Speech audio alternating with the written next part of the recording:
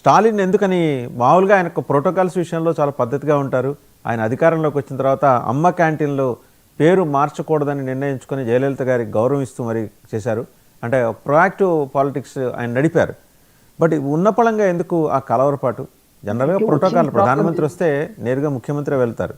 మనం లోగడ తెలంగాణలో చూసాం, కేసీఆర్ ఒక మినిస్టర్ని పంపించారు. ఒకటి కేసీఆర్ ఎందుకు రావటం మానేశాడు ఎయిర్పోర్ట్కి? కేసీఆర్ స్టాలిన్ ఎందుకు మానేశాడు?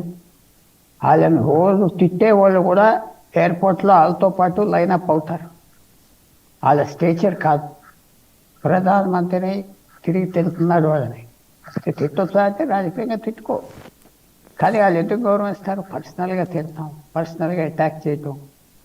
ముఖ్యమంత్రిని వాళ్ళు వచ్చి నీకు మర్యాద ఇస్తారంటే ఆగిపోయారు.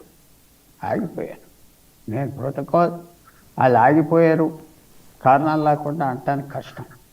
ఉదాహరణ చెప్పిన తెలంగాణలో ఇష్టం వచ్చినట్టుగా తిట్టేవాడు. కరెక్టే కదా, నాకు అనవసరం. తిట్టాక ఆయన వచ్చి లైన్లో నిలబడి, మిగతా బీజేపీ నాయకులు ఎంత పెద్దవాళ్ళైనా ముఖ్యమంత్రి కేసీఆర్తో ఈక్వల్ కాదు కదా ప్రోటోకాల్లో. వాళ్ళ స్టేచరు ఆయనతో లైన్లో నిలబడి ఎవరు ఎలాగా మీరు చెప్పండి, ఎలాగ నిలబడతారు అక్కడ? ప్రోటోకాల్ మమతా బెనర్జీ కూడా అంతకుని ఆగిపోయింది. అది పాస్ చేసింది ఎవరు? దాని జవాబు ఆబ్వియస్.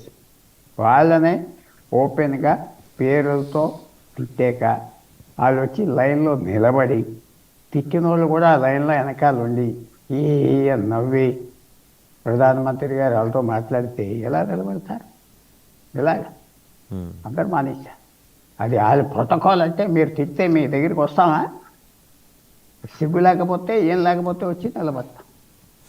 ఆత్మగౌరవం, సెల్ఫ్ రెస్పెక్ట్ వాళ్ళకి స్థలం లేదా? సో అది మీరు ఆలోచించండి. కేసీఆర్ ఏ రోజు ఆగిపోయాడు? ఆ వారం ముందర ఎంత తీవ్రంగా తిట్టారు వాళ్ళని. ఆ లిక్కర్ స్కామ్ ముందర, దాని ముందర. అది కేసీఆర్ మనుషుడు చెడ్డోడు, నేనేం దానికి వెళ్తలేదు. ఆయన వచ్చేవాడు, ప్రధానమంత్రిని కలిసేవాడు, ప్రధానమంత్రి ముఖ్యమంత్రిని కలిసేవాడు. అపాయింట్మెంట్స్ ఇవ్వాలి, గౌరవంగా ఇవ్వాలి, గౌరవంగా మాట్లాడాలి, వాళ్ళకి పని చేయాలి. చీఫ్ మినిస్టర్ అడిగితే పని చేయాలి.